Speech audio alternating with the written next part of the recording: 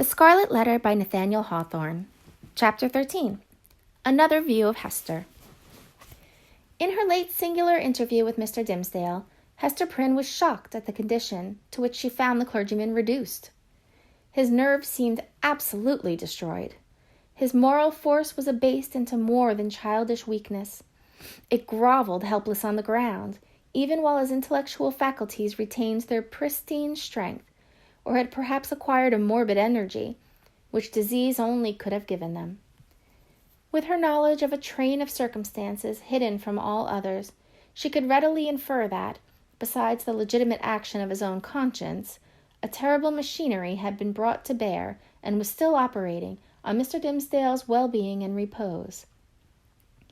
Knowing what this poor fallen man had once been, her whole soul was moved by the shuddering terror with which he had appealed to her, the outcast woman, for support against his instinctively discovered enemy. She decided, moreover, that he had a right to her utmost aid. Little accustomed in her long seclusion from society to measure her ideas of right and wrong by any standard external to herself, Hester saw, or seemed to see, that there lay a responsibility upon her in reference to the clergyman, which she owned to no other, nor to the whole world besides. The links that united her to the rest of humankind, links of flowers, or silk, or gold, or whatever the material, had all been broken. Here was the iron link of mutual crime, which neither he nor she could break. Like all other ties, it brought along with it its obligations. Hester Prynne did not now occupy precisely the same position in which we beheld her during the earlier periods of her ignominy. Years had come and gone. Pearl was now 7 years old. Her mother, with the scarlet letter on her breast, glittering in its fantastic embroidery, had long been a familiar object to the townspeople. As is apt to be the case when a person stands out in any prominence before the community, and at the same time interferes neither with public nor individual interests and convenience, a species of general regard had ultimately grown up in reference to Hester Prynne. It is to the credit of human nature that, except where its selfishness is brought into play, it loves more readily than it hates. Hatred, by a gradual and quiet process, will even be transformed to love, unless the change be impeded by a continually new irritation of the original feeling of hostility. In this matter of Hester Prynne, there was neither irritation nor irksomeness. She never battled with the public, but submitted uncomplainingly to its worst usage. She made no claim upon it in requital for what she suffered. She did not weigh upon its sympathies. Then also, the blameless purity of her life during all these years in which she had been set apart to infamy was reckoned largely in her favor. With nothing now to lose in the sight of mankind, and with no hope, and seemingly no wish of gaining anything, it could only be a genuine regard for virtue that had brought back the poor wanderer to its paths. It was perceived, too, that while Hester never put forward even the humblest title to share in the world's privileges, further than to breathe the common air and earn daily bread for little Pearl and herself by the faithful labor of her hands, she was quick to acknowledge her sisterhood with the race of man whenever benefits were to be conferred. None so ready as she to give of her little substance to every demand of poverty, even though the bitter-hearted pauper threw back a gibe in requital of the food brought regularly to his door, or the garments wrought for him by the fingers that could have embroidered a monarch's robe. None so self-devoted as Hester when pestilence stalked through the town. In all seasons of calamity, indeed, whether general or of individuals, the outcast of society at once found her place.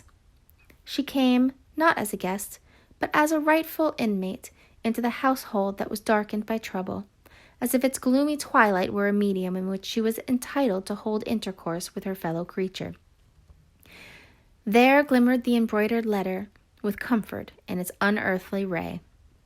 Elsewhere, the token of sin, it was the taper of the sick chamber.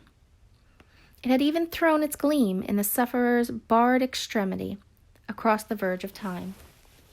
It had shown him where to set his foot, while the light of earth was fast becoming dim, and ere the light of futurity could reach him. In such emergencies, Hester's nature showed itself warm and rich, a wellspring of human tenderness, unfailing to every real demand and inexhaustible by the largest. Her breast, with its badge of shame, was but the softer pillow for the head that needed one. She was self-ordained a sister of mercy, or, we may rather say, the world's heavy hand had so ordained her, when neither the world nor she looked forward to this result. The letter was the symbol of her calling. Such helpfulness was found in her, so much power to do and power to sympathize, that many people refused to interpret the Scarlet A by its original signification. They said that it meant able, so strong was Hester Prynne with a woman's strength.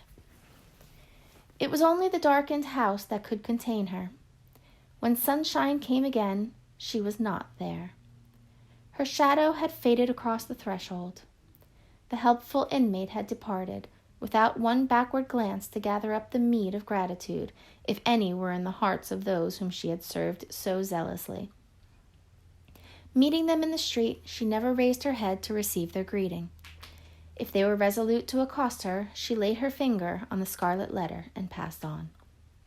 This might be pride, but was so like humility that it produced all the softening influence of the latter quality on the public mind. The public is despotic in its temper.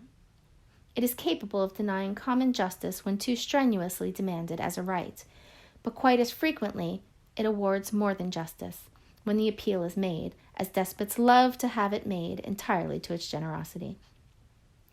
Interpreting Hester Prynne's deportment as an appeal to this nature, society was inclined to show its former victim a more benign countenance than she cared to be favored with, or perchance than she deserved. The rulers and the wise and learned men of the community were longer in acknowledging the influence of Hester's good qualities than the people. The prejudices which they shared in common with the latter were fortified in themselves by an iron framework of reasoning that made it a far tougher labor to expel them.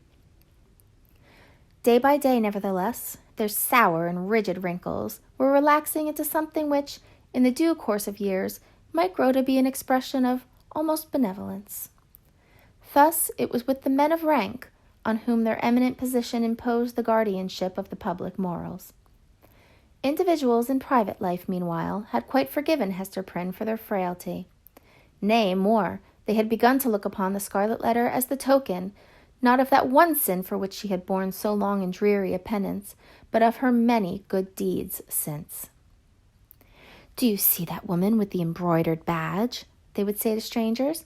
"It is our Hester, the town's own Hester, who is so kind to the poor, so helpful to the sick, so comfortable to the afflicted." Then, it is true, the propensity of human nature to tell the very worst of itself, when embodied in the person of another, would constrain them to whisper the black scandal of bygone years. It was none the less a fact, however, that in the eyes of the very men who spoke thus, a scarlet letter had the effect of the cross on the nun's bosom. It imparted to the wearer a kind of sacredness which enabled her to walk securely amid all peril.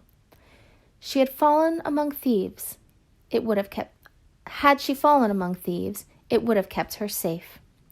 It was reported, and believed by many, that an Indian had drawn its arrow against the badge, and that the missile struck it and fell harmless to the ground. The effect of the symbol, or rather of the position in respect to society that was indicated by it, on the mind of Hester Prynne herself was powerful and peculiar. All the light and graceful foliage of her character had been withered up by this red-hot brand, and had long ago fallen away, leaving a bare and harsh outline, which might have been repulsive had she possessed friends or companions to be repelled by it. Even the attractiveness of her person had undergone a similar change.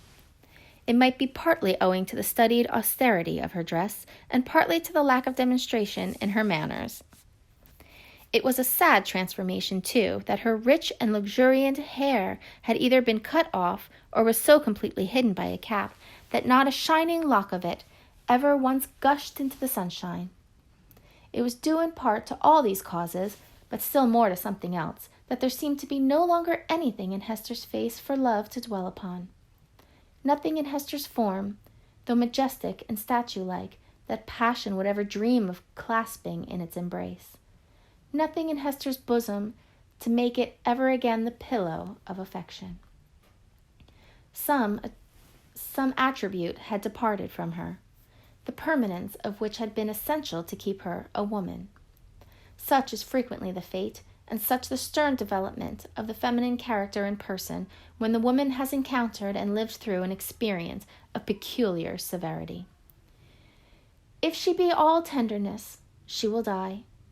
If she survive, the tenderness will either be crushed out of her, or, the outward semblance is the same, crushed so deeply into her heart that it can never show itself more. The latter is perhaps the truest theory. She who has once been a woman and ceased to be so might at any moment become a woman again, if there were only the magic touch to effect the transformation. We shall see whether Hester Prynne were ever afterwards so touched and so transfigured. Much of the marble coldness of Hester's impression was to be attributed to the circumstances that her life had turned, in a great measure, from passion and feeling to thought. Standing alone in the world, alone as to any dependence on society, and with little Pearl to be guided and protected, alone, and hopeless of retrieving her position, even had she not scorned to consider it desirable, she cast away the fragment of a broken chain. The world's law was no law for her mind. It was an age in which the human intellect, newly emancipated, had taken a more active and a wider range than for many centuries before. Men of the sword had overthrown nobles and kings.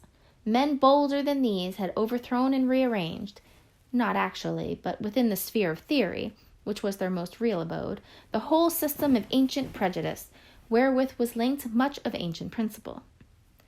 Hester Prynne imbibed this spirit.